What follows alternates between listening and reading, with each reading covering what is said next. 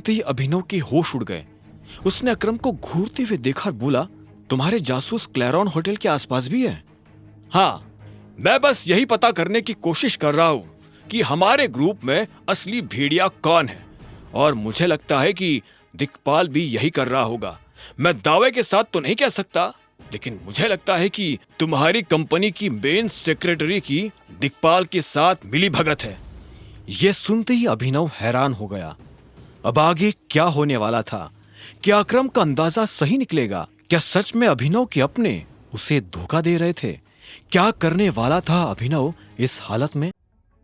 अभिनव ने जब अपनी ही कंपनी की सेक्रेटरी के बारे में इस तरह की बात सुनी तो वो हैरान हो गया। उसने अकरम से पूछा, क्या उसे हमारे माफिया ग्रुप के बारे में पता है? नहीं, वो हमारे ग्रुप के बारे में कुछ नहीं जानती। अकरम के मुंह से यह जवाब सुनते ही अभिनव के दिमाग में तुरंत एक विचार आया। उसने कहा, चीजें हद से ज्यादा बिगड़ जाए उससे पहले अच्छा यही होगा कि मैं अपनी ही कंपनी में काम करना शुरू कर दूं। बाहर वालों को यह खबर नहीं लगनी चाहिए कि हम दोनों के बीच में क्या रिश्ता है। जब तक मैं उस जासूस को और अपने पिता के कातिल को नहीं पकड़ लेता, तब तक मुझे यह करना ही पड़ेगा।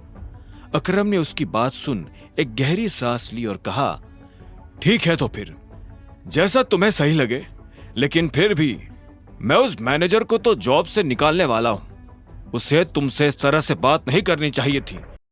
लेकिन मुझे एक बात समझाओ, क्या दिक्पाल इतना बड़ा बेवकूफ है कि वो दिन दहाड़े मेरी सेक्रेटरी से मिल रहा है? उसके दिमाग में भी तो ये बात होगी ही ना कि कोई उसे देख रहा है। कहीं ऐसा तो नहीं कि उसने जानबूझकर ये सब किया? अगर ऐसा होता तो वो रानी से क्यों मिलता? रानी? अरे तुम्हारी सेक्रेटरी। अब बातों बातों में मैं उसका नाम तुम्हें बताना ही भूल गया, अकरम ने कहा। अभिनव ने हाँ में सिर हिलाया और अकरम ने आगे कहा, हाँ, तुम जो कह रहे हो वो सुनने में सही लग रहा है, लेकिन सवाल फिर से वही खड़ा होता है कि अगर उसे ये सब पता था तो फिर वो रानी से क्यों मिल रहा था? मुझे जो जवाब समझ में आता है वो ये है कि हो सकता है कि दिक्पाल रानी को पहले से जानता हो। अभिनव को अचानक से याद आया कि अनन्या किसी भी वक्त उसे यहाँ लेने आ सकती है। उसने घड़ी देखी और उसके बाद फिर से अकरम की तरफ पलटते हुए बोला, जो भी हो, लेकिन उसने आज जो किया उसके पीछे उसकी मंशा कुछ और है।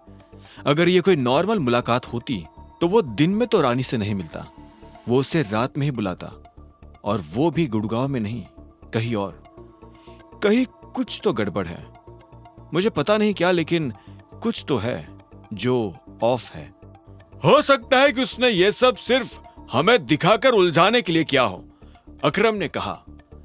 अब उसे भी अभिनव की बात में दम लगने लगा था। अभिनव ने कुछ नहीं कहा। वो पलटकर खिड़की की तरफ देखने लगा। तभी उसकी नजर नीचे सड़क पर पड़ी।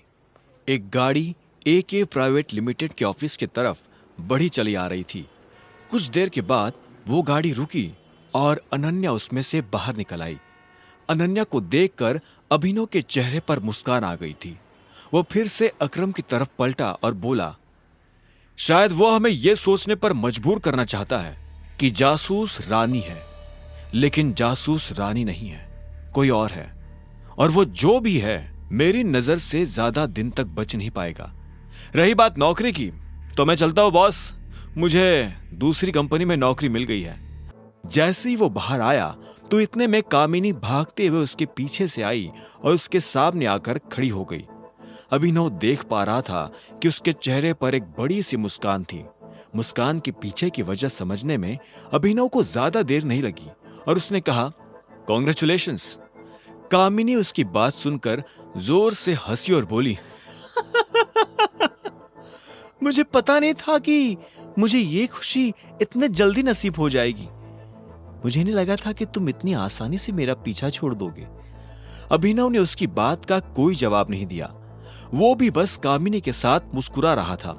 इतने में कामिनी उसके पास आई और बोली, लेकिन मुझे अभी भी एक बात समझ में नहीं आ रही है। तुमने उस दिन होटल में 5 लाख का बिल कैसे पे किया?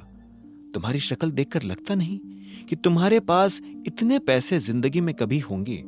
इस बारे में मुझे किसी को भी सफाई देने की जरूरत नहीं है, तुम्हें तो जरा भी नहीं। अभिनव ने कहा। कामिनी उसका जवाब सुनकर एकदम पीछे हटी और बोली, बिल्कुल, मैं कह भी नहीं रही कि तुम मुझे सफाई दो, क्योंकि मुझे तो इसका जवाब पहले से पता है। अनन्या सिंह, तुम नहीं चाहते ना कि लोगों को यह पता चले कि तुम्हारी शादी अनन्या से हुई है ना? वही तुम्हें खिला रही है, पिला रही है, कपड़े दिला रही है, तुम्हारा खर्चा उठा रही है। इनफैक्ट होटल का बिल भी तो तुमने उसी के पैसों से भरा था। अभिनव कामिनी की यह बात सुनकर अपने आप को हंसने से रोक नहीं पाया। उसने कहा, क्या क्या सच में तुम्हें ऐसा लगता है? अभिनव हंसते जा रहा था। आगे की कहानी जानने के लिए देखें अगला एपिसोड सिर्फ पॉकेट एफएम के यूट्यूब चैनल पर, और द रिटर्न ऑफ टाइगर के सारे एपिसोड्स को सुनने के लिए डिस्क्रिप्शन में दी लिंक से डाउनलोड करें पॉकेट एफएम ऐप।